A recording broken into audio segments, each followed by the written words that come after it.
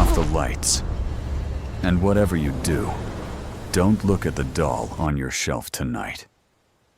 Because this story is about a place that exists. Right now, on a small island south of Mexico City, where hundreds of dolls hang from the trees, nailed to the trunks, tied to the branches, suspended from the roots, some missing eyes, some missing limbs, some with their heads facing directions they weren't placed in. Nobody moves them. They move themselves. This is not a legend. This is not a story someone made up. This is a place you can visit, if you dare. The island is called Isla de las Muñecas, Island of the Dolls. And it began with one man and one little girl he couldn't save. His name was Don Julian Santana Barrera. He was born in 1921 in a small village near Mexico City. By most accounts, a quiet man, a gentle man, someone who kept to himself. In the 1950s, he left his family and moved alone to a small island in the Xochimilco canals, a network of ancient waterways south of Mexico City, built by the Aztecs thousands of years ago. The island was called Texuelo Lake, small, isolated. Don Julian farmed it alone, growing vegetables, living simply. And one day, he found a little girl, floating in the canal, face down. He didn't know her name, didn't know where she came from. He tried to save her. He couldn't. He never stopped. She was already gone. 50 years. Don Julian He never pulled her stopped. from the water, and he was never the same again. He never stopped. Shortly after, he found a doll floating in the same canal. He believed it belonged to the little girl. So he hung it from a tree as a sign of respect, as an offering, to give her spirit somewhere to rest. That was the first doll.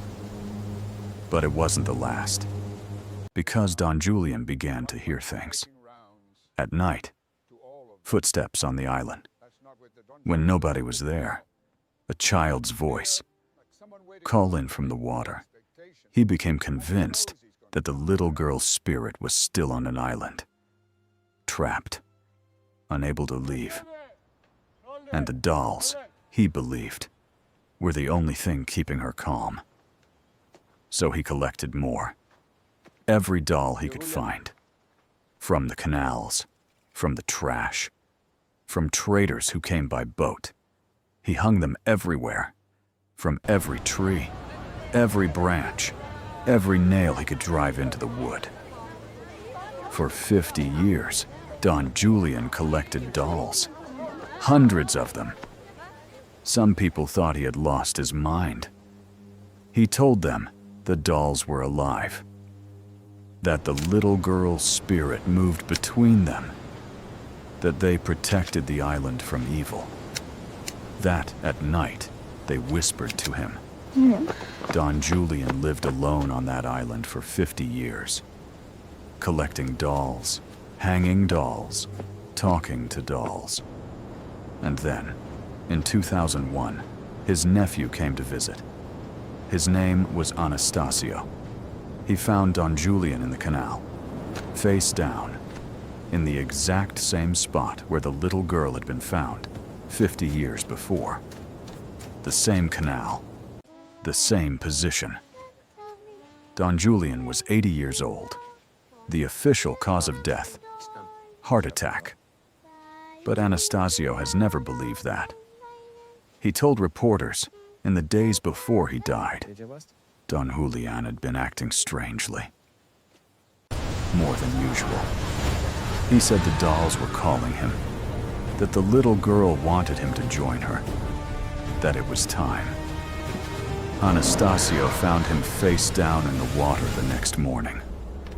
The dolls hanging above him, watching. After Don Julian died, his family turned an island into a tourist attraction. People began coming by boat, from Mexico City, from all over the world, to see the dolls. And that's when the real story started. Visitors began reporting things that couldn't be explained. The first reports were about the eyes. Tourists would photograph a doll, its eyes closed. And when they looked at a photograph, the eyes were open. Not partially open, fully open. Looking at the camera. Then came the reports about the heads. Visitors would notice a doll facing one direction. They would look away for a moment. Look back. The head facing a different direction, always toward whoever was watching it. Then came the reports about the voices. A group of tourists, 2008, visiting the island by boat. They reported hearing a child singing from somewhere in the trees. They searched the island. Nobody there.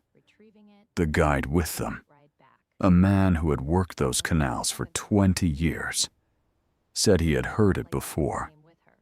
Always the same song.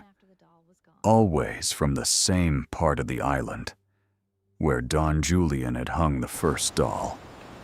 Then came the report that changed everything. A documentary crew from Japan spent 3 days on the island. They set up cameras throughout the trees, motion sensor cameras, pointed at the dolls.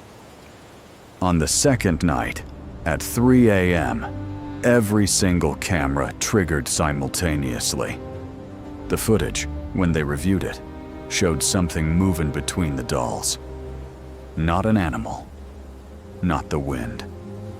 Something that moved with intention, touching each doll in sequence, moving down the row, one by one. The crew left the next morning. They never released the full footage. Only a short clip, 8 seconds, that circulated online for years.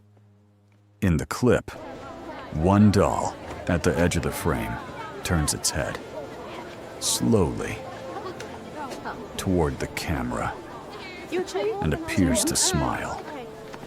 I have seen this clip. I cannot explain it. But the most disturbing account doesn't come from tourists or documentary crews.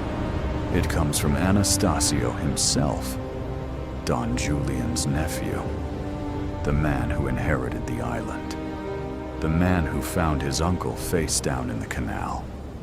Anastasio still lives near the island. He still takes tourists out by boat. And he says, every single year, on the anniversary of Don Julian's death, the dolls move. Not subtly, not in ways you could explain away. He has watched them, standing in the center of the island at midnight on the anniversary. And the dolls, all of them, turn to face him, all at once. Every single year. He says it doesn't frighten him anymore. He says he thinks Don Julian is still there, with the little girl. And on that one night, they want someone to know they're still there, still on the island, still among the dolls. I don't have an explanation for you. What I can tell you is, the island is real. The dolls are real. You can book a boat and go there. Tourists do it every week.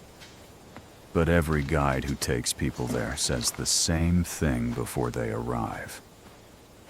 Don't look a doll directly in the eyes.